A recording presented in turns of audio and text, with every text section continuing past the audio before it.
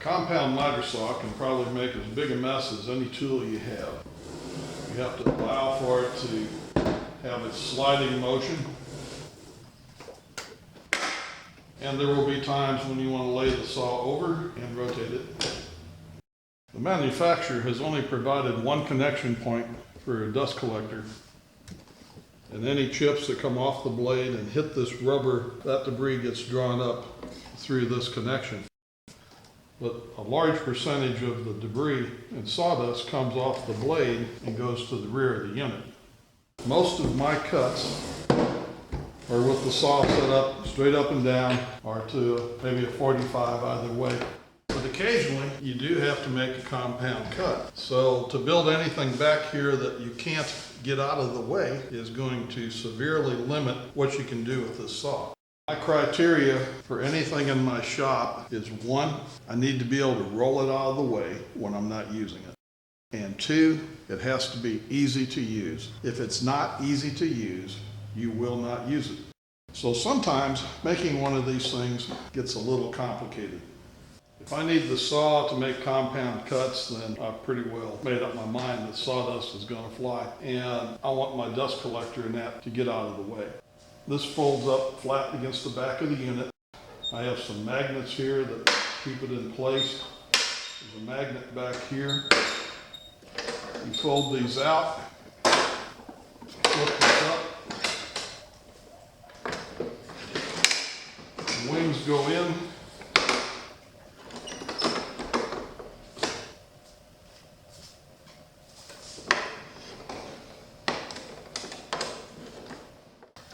Flip it up, this piece of the top deflector, fold out the wings,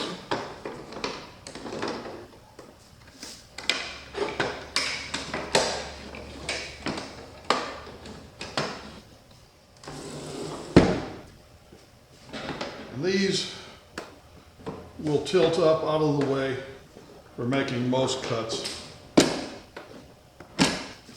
And this mechanism collects the debris and directs it towards the dust collector, which is connected back here. One more part to this gadget. It's designed to just sit on top of this housing. The saw still works back and forth. So anything that comes off the saw blade, if it comes up here, it hits this, drops it down. This back in here provides the collection area.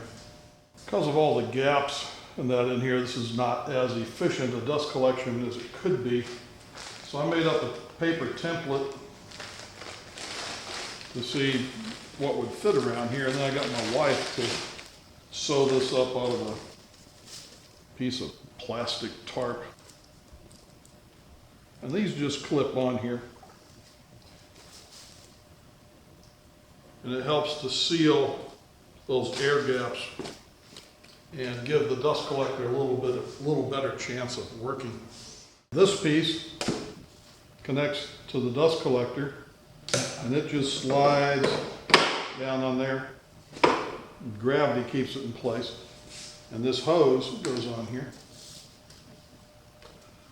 So when the dust collector is drawing on this point, it's also drawing on this hose. And while this doesn't collect 100% of everything that comes off the saw, it does collect almost all of the fine material that gets into the air. So if I want to move this somewhere else in my shop, it's in this configuration that I move it most of the time. This only gets removed if I start having to do a bunch of compound cuts. If you want to cut short pieces of wood, you don't need to make any changes. If you need to cut a longer piece of wood, then you may need to support it on one or both sides of the saw. And these fold-out wings come into play.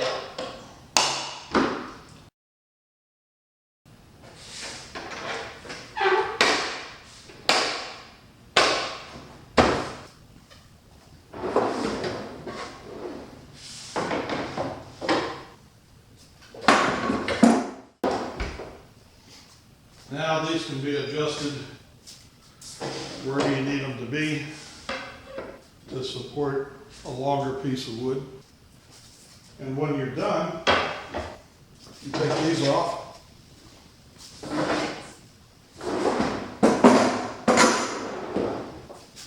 Pick this up, fold this piece under. And there's a magnet down here that keeps it in place.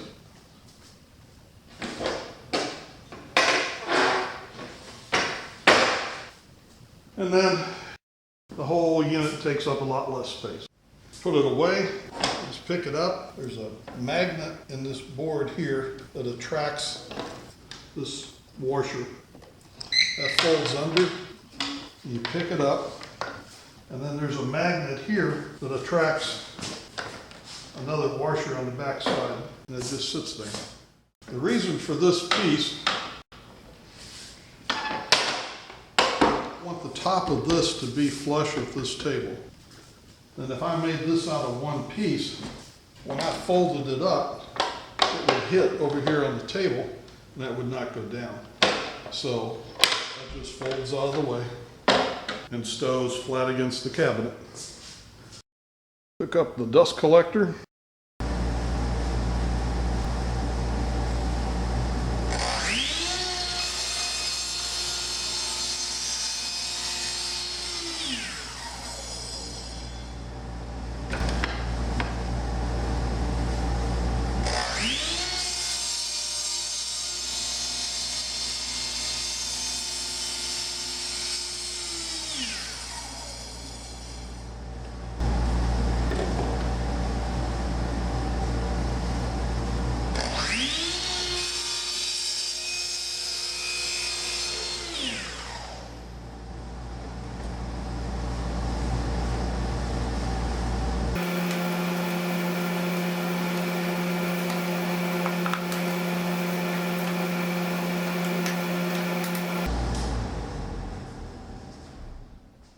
So this may not be the ideal setup for a lot of people, but this works well for me. It's mobile, I can move it around, and it keeps all the fine particulate matter out of the air, so I'm not breathing that.